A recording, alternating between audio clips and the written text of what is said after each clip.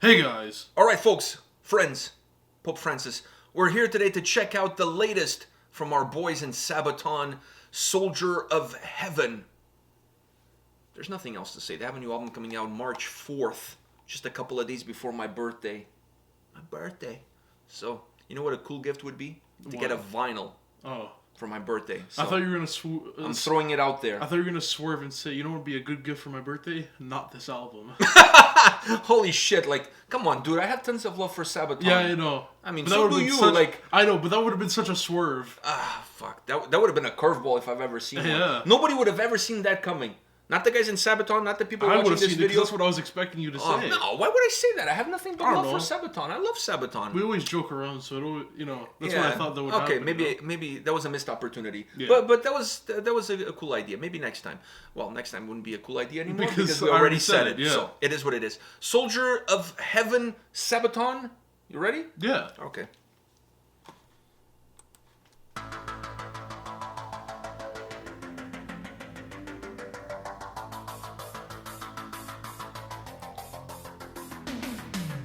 I won't be coming home. I won't be going anywhere. I will guard this post forever. Here on the alpine slope, where I did my final stand, I shall remain among the ice and snow that binds me to this mountain. A force of nature too strong, sent from above, where spirits lead the way, the winds will never fade. Like Friday, I'll take the stairway to heaven. I'm sky high when I die, I'll be immortal forever. I won't return to that mountain. I am the soldier of heaven.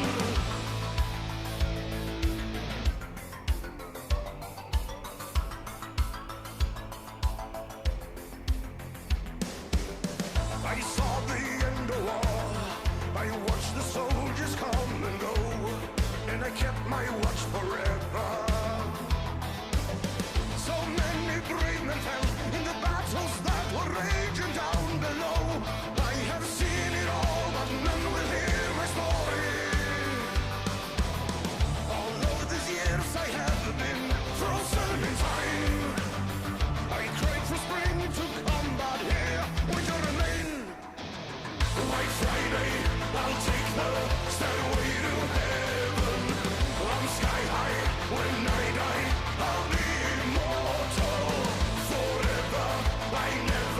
I won't return to that mountain. I am the soldier of heaven. Red Baron.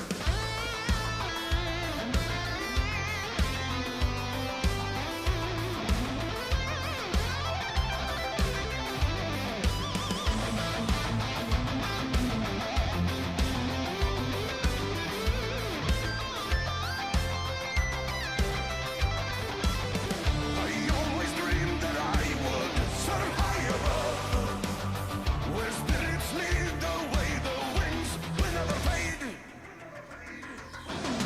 Like Friday, I'll take the stairway to heaven.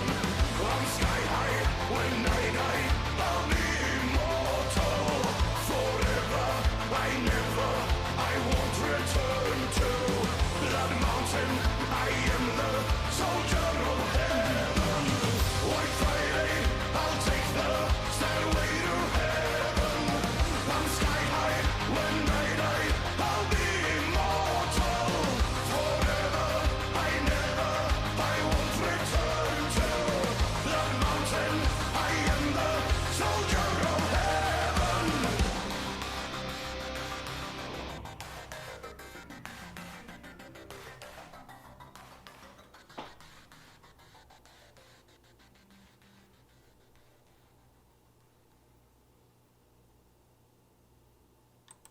All right. Tell us. Thoughts. Thoughts? Not prayers, just thoughts. That's We've done so many Sabaton songs on the channel. It's hard to It's hard to come up with anything new to say. Exactly.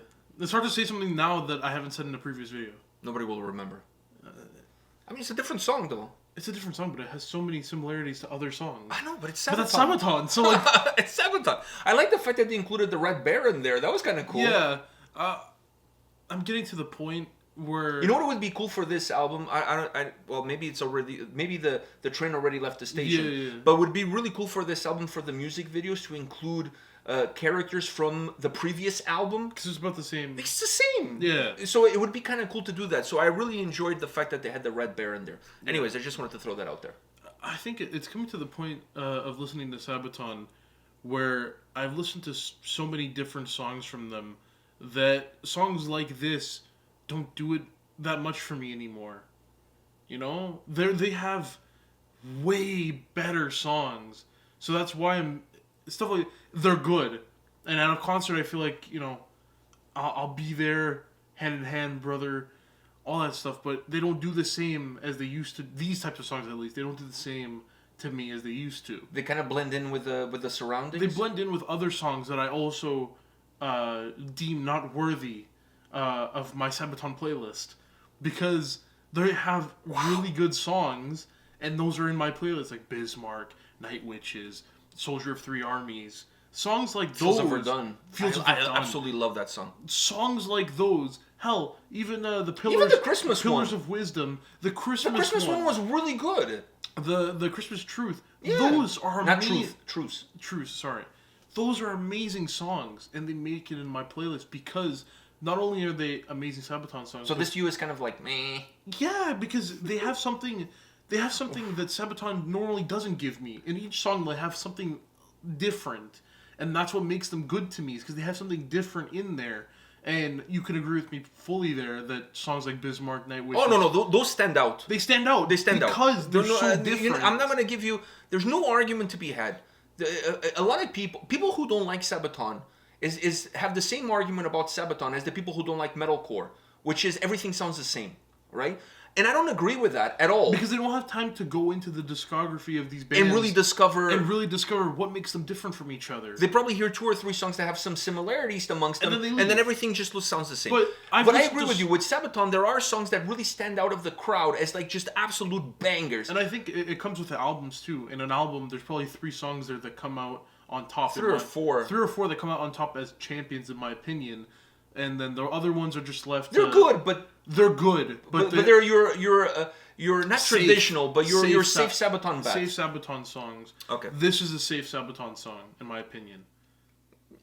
I'm not going to disagree with you. One of the things I wasn't a huge fan of this track was the keyboards. That synthesizer. I was like, who kidnapped the keyboard player from Beast in Black? Which, by the way, they don't have one. So it's whoever's programming the fucking keyboards. So who kidnapped their computer? That's a real question here. Who kidnapped their Macintosh or their Apple? Chuck Liddell plays the keyboards for... But these sound like to me they're programmed keyboards. So like all I'm saying is I whoever is programming Beast in Black's keyboards, they programmed this. The similarities were uncanny. So I'm not a huge fan of that because I think for a song like this, I don't want a disco vibe out of this. I honestly don't. And I feel like this song could have used, if you're gonna go with something like that, you need something. I don't know. This song has such not a somber mood to it, but it's not like. And I'm not saying that Sabaton songs have a happy mood. You know what it should have been? So I think it needed something different. And I was vibing with the song. No, I enjoyed the track. It's a safe Sabaton track. But it's a safe Sabaton track. And what I think this track should have been was similar. If you're gonna be similar to Sabaton tracks, right? You know, a lot of songs are similar. If for this song especially, it should be similar to how Clissa Gallipoli was. I think that's what it should. It should not be completely the same. But you don't want the song to be the same. But you should structure it similar to that song because that song was not just about one person; it was multiple people. It's about an event, and it's dedicated to the people, right? So, just like this one, it's dedicated to all the soldiers, you know, who never came home, the unknown soldiers who never came home. You need to put it like that. That song was a perfect song that encapsulated not one person, but the entirety of the people who lost their lives in that battle. And to go towards what you're saying. Instead of having those disco style keyboard synthesizer Piano. sound, have like an organ. I don't mind a piano. No, but a piano would work just like in the Cliffs. It was a piano. It gives more of a somber mood. somber mood. And it should have a somber mood if you're gonna talk about the unknown soul. I think they do a very good job of kind of pushing out heroes and stuff, because the songs about heroes end up being more over the top, and those are the songs that we like more. Which is fine. Which is perfectly fine. But if it's about people who didn't come home... Well, not necessarily. Fields of Verdun is about also the Fields of It's Verdun. a It's battle. not about a specific person. And that one is also over the top. This one's... But that's what makes it... I mean, they did that also... But that made matches it, also the energy that the track is trying to portray in terms of the story that it's telling. Exactly. But they should have done this track kind of like how they did Cliffs. I agree with you. Gallipoli. Because two... It's more of an honoring style track, not necessarily a song that represents because there's no energy to represent. You're representing death. Dead. Yeah. You're representing death. So it's not like you're representing a battle or something like Shiroima, for example, or Night Witches. You're representing action, movement, battles, and whatever. So that has to have energy, has to move. I just feel like those keyboards at the beginning of the track, and not just at the beginning, they are throughout the track. I just don't feel like they represent the mood of the song. By the way, and you saying that, Cliffs of Gallipoli wasn't just about the battle. It was about the people who died. It was the lyrics themselves were about the people who died. Okay. It was just called It was just called the title of the song was just the battle that it was. Just to place it in that specific spot. Exactly. Verdun was more about the battle. It was more about actually the battle. The battle itself, yes. Of Verdun. So that's what made them different, right? So they weren't similar as... They had similarities, but Verdun didn't have to be over... Verdun didn't have to be somber because it wasn't about the battle. It was about the battle itself. Exactly. Shirayama, the one you were saying, that also was about a battle. So it had to be over one of my favorite songs also. That's also in my playlist. Because of how over the top it is, and also different from a lot of Sabaton songs that we've listened to. So this song, for the 900th time, should have followed in those footsteps of being more of a somber song. It's supposed to be.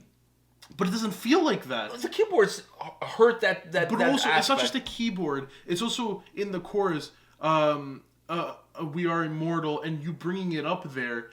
You bringing it up there adds to the keyboards and everything, and it gives it more of a jolly feeling. It's not supposed to be jolly. It's supposed to be more of a somber type ballad. You're supposed to keep the register a little bit lower. This should be kind of like, it should be more somber and just kind of stripped a little bit of the more Sabaton DNA. It should be more of just a somber song. I agree with you. I agree with 100%. It should kind of be like a Final Solution also. And that's why, to me, that the moment the song starts off, and I hear those Beast in Black keyboards there, I was like, what are you doing? Like, what's happening here? I wanted something like a church organ, a piano, and I can understand perhaps you already got the piano in the previous single, so maybe when you're making the album, you're putting these songs as, oh, we're gonna put piano on another one. Yeah. So I can understand that going through your mind, like, oh, now another piano. Yeah, you gotta do whatever serves the song. Exactly. And if you feel like there's too much of it, then make a song about something completely different, whatever.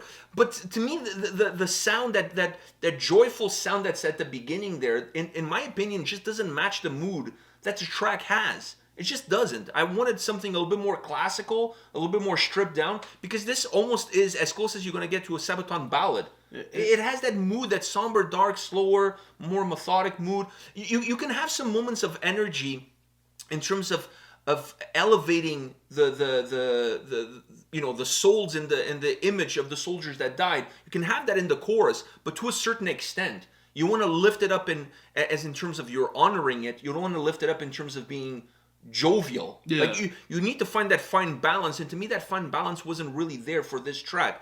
I find it really strange that they went... I didn't find it strange that they went with the previous song as the single, because it was around the Christmas time.